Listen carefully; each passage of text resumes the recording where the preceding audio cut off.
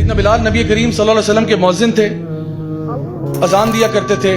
ان کا واقعہ آپ کو پتا ہوگا کہ ان کے اوپر بہت ظلم ہوتا تھا۔ ان کا جو مالک تھا، ان کا جو اونر تھا، وہ ان کو ریت پہ گھسیٹتا تھا، چھاتی پر پتھر رکھتا تھا، اور وہ پھر بھی کہتے تھے احد احد۔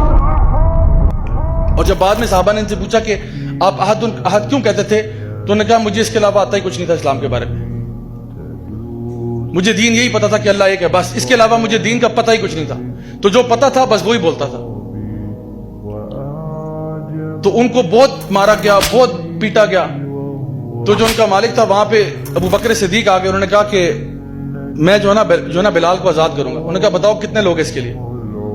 تو اس نے کہا کہ جی اس کے لیے، اس کے لیے، کیونکہ اس ٹائم پہ نا سیدنا بلال کی حالت اتنی خراب ہو چکی تھی کہ وہ تقریباً مرنے کے قریب تھے۔ اتنا ان کو مارا پیٹا گیا، لہو لہان کر دیا، ریت پہ گھسیٹے گئے، پتھر مارے گئے، مطلب بہت بری حالت میں تھے، بالکل مرنے کے قریب تھے۔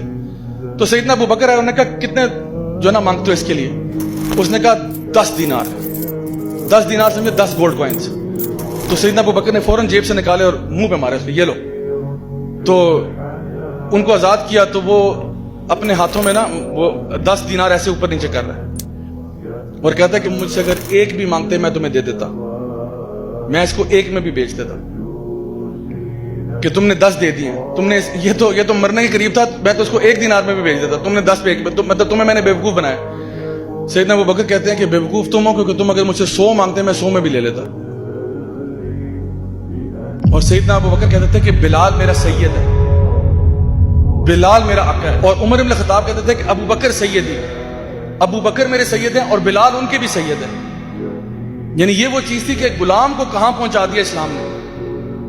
اور آپ کو پتہ ہے کہ نبی کریم صلی اللہ علیہ وسلم جب دنیا سے رخصت ہوئے نا، صحابہ کہتے ہیں ہمارے لیے اس سے زیادہ غم کی سچویشن کبھی تاریخ میں نہیں آئی تھی۔ عمر بن الخطاب اتنے جوش میں آ گئے، انہوں نے کہا اگر کسی نے کہا نا کہ نبی کی وفات ہوئی ہے، میں گردن اڑا دوں گا اس کی۔ خبردار کسی نے کہا فوت ہوئے، کہ وہ فوت نہیں ہوئے، وہ چلے گئے ہیں، ابھی کچھ مطلب دیر کے لیے گئے ہیں، جس طرح موسیٰ علیہ السلام گئے تھے بنی اسرائیل کو چھوڑ کے 40 دن کے لیے، وہ واپس آئیں گے، اللہ تعالیٰ نے ان کو ہم سے نہیں اٹھایا۔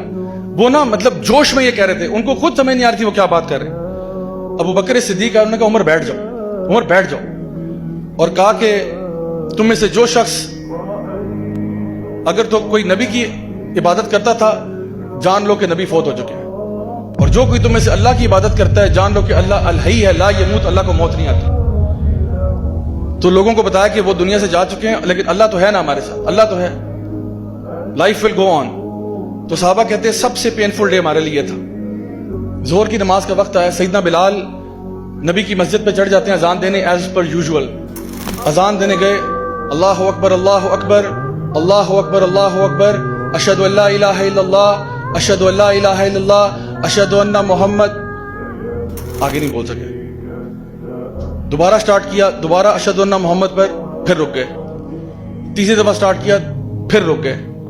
آپ کا معمول پتہ کیا تھا؟ جب بھی آپ اذان دیتے تھے نا، تو آپ مسجد نبوی میں مسجد کے اوپر چڑھ جاتے تھے، اذان دیتے تھے، لاؤڈ سپیکر تو نہیں تھے، تو مسجد کے اوپر چڑھ کے اذان دیتے تھے، اور نبی کریم صلی اللہ علیہ وسلم کا حجرہ بالکل نیچے تھا، تو اشہد ان محمد پر نیچے دیکھتے ہوتے تھے، اذان دیتے ہوئے نیچے دیکھتے تھے، اور نبی کریم صلی اللہ علیہ وسلم اکثر یہ ہوتا تھا کہ اشہد ان محمد پر باہر نکلتے تھے۔ تو آج آپ اذان دے رہے ہیں لیکن اشہد ان محمد پر کوئی باہر نہیں نکل رہا، تو آپ سے اذان نہیں دی گئی، حتیٰ کہ ابو بکر صدیق آئے، انہوں نے کہا بلال بیٹھ جاؤ، اور باقی اذان انہوں نے دی۔ سیدنا بلال نے کچھ دن گزرنے کے بعد، اچھا انہوں نے اس کے بعد اذان دینا چھوڑ دی، انہوں نے کہا میں اذان نہیں دے سکتا۔ کئی دن گزر کے سیدنا بلال نے اذان نہیں دی۔ پھر ایک دن ابو بکر صدیق کے پاس آئے، اس ٹائم تک سیدنا ابو بکر جو تھے وہ خلیفہ نومینیٹ ہو چکے تھے، تو کہا کہ اے امیر المومنین آپ سے گزارش ہے کہ جی بلال فرمائیے کیا گزارش ہے؟ کہا گزارش یہ ہے کہ آپ مجھے مدینہ چھوڑنے کی اجازت دے دیں۔ تو کہا بلال یہ کیسے ہو سکتا ہے؟ انہوں نے کہا میں یہاں رہ نہیں سکتا۔ کیا ہو گیا بلال؟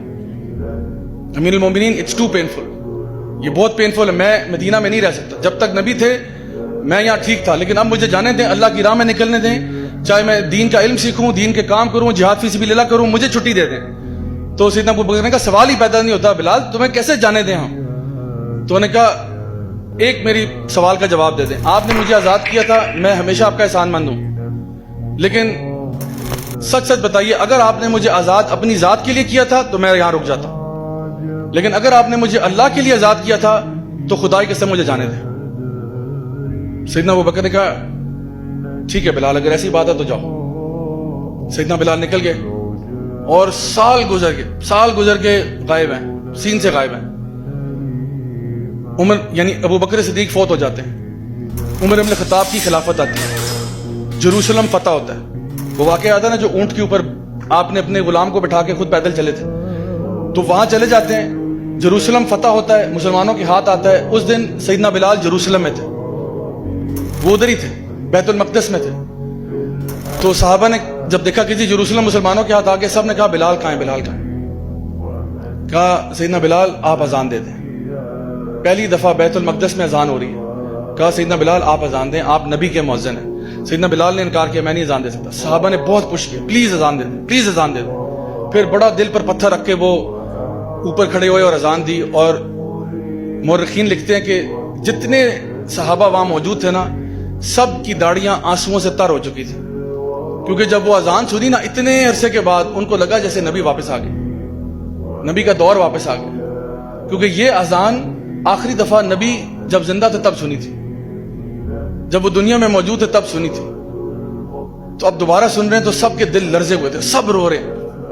اور یہ اعزاز صرف سیدنا بلال کو جو ہے حاصل ہے کہ انہوں نے کعبہ میں بھی، مسجد نبوی میں بھی اور بیت المقدس میں بھی پہلی دفعہ اذان دی، تینوں جگہ. اور یہ 3 مقدس ترین جگہ ہیں جہاں پہ تینوں پہ آپ نے اذان دی ہوئی. اچھا اس کے بعد کیا ہوا، آپ اذان دی، آپ بھی ایموشنل ہو گئے، ظاہری بات ہے. آپ وہاں سے نکل کے ڈیماسکس چلے گئے، سیریا چلے گئے. سیدنا بلال سیریا چلے گئے ڈیماسکس میں. کئی عرصہ وہاں گزر گیا. ایک دن کہتے ہیں رات کو میری خواب میں نبی کریم صلی اللہ علیہ وسلم آئے اور کہتے ہیں کہ بلال کیا ناراض ہو میرے سے، اتنا عرصہ گزر گیا تم آئے نہیں مدینہ. تو سیدنا بلال کہتے ہیں کہ مجھ سے رہا نہیں گیا، میں نے نہ ادھر دیکھا نہ ادھر دیکھا، کچھ نہیں دیکھا، میں بس بھاگا مدینے کی طرف کہ اب تو نبی خواب میں آ گئے. کہتے میں مدینہ پہنچا، سیدھا روضہ رسول پر گیا اور کہا کہ میں آ گیا ہوں یا رسول اللہ، میں آ گیا ہوں واپس. اور کہا کہ میں آپ کو نہیں بھولا، میں آپ پر درود بھیجتا ہوں، آپ پر سلام بھیجتا ہوں، آپ کے فیملی کے لیے دعائیں کرتا ہوں، میں آپ کو نہیں بھولا.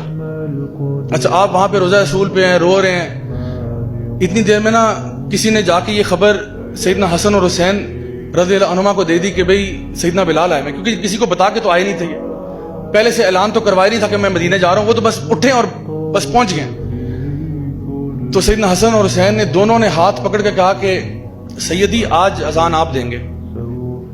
اور آپ یقین کریں کہ اتنے عرصے بعد سیدنا بلال نے مدینہ میں اذان دی. اور مورخین اور محدثین لکھتے ہیں کہ کوئی ایک آنکھ بھی اس دن آنسوؤں سے خالی نہیں تھی. لوگوں نے جب اذان سنی نا، انہوں کو لگا جیسا کہ نبی کریم صلی اللہ علیہ وسلم مدینہ واپس آ گئے. آپ سوچیں کہ یہ وہ صحابہ ہیں جو نبی پر جانے دیتے تھے، یہ وہ لوگ ہیں جو سٹرینجرز تھے، یہ وہ لوگ ہیں جو اپنے دین پر قائم تھے. اور اللہ رب العزت نے ہمارے لیے یہ بات بتا دی ہے کہ قل ان کنتم تحبون اللہ فاتبعونی یحببکم اللہ ویغفر لکم ذنوبکم. کیا تم اللہ سے محبت کا دعویٰ کرتے ہو تو پیارے نبی کی اتباع کرو، نبی کی پیروی کرو. اور آپ اگر صحابہ کی زندگی اٹھا کے دیکھیں، آپ یقین کریں ہمیں اپنے اعمال پہ شرم آتی ہے کہ ہمارے کیا اعمال، صحابہ کا طرز عمل کیا تھا، کتنی نبی سے محبت کرتے تھے.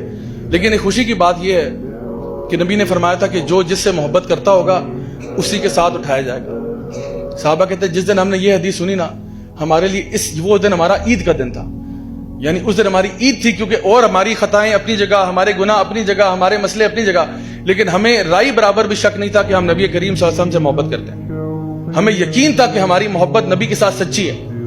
اور اس لیے جب انہوں نے یہ کہا نا کہ ہر بندہ اسی کے ساتھ اٹھایا جائے گا جس سے محبت کرتا ہوگا، تو ہمیں اس بات پہ خوشی تھی کہ انشاءاللہ ہم نبی کریم صلی اللہ علیہ وسلم کے ساتھ اٹھائے جائیں گے.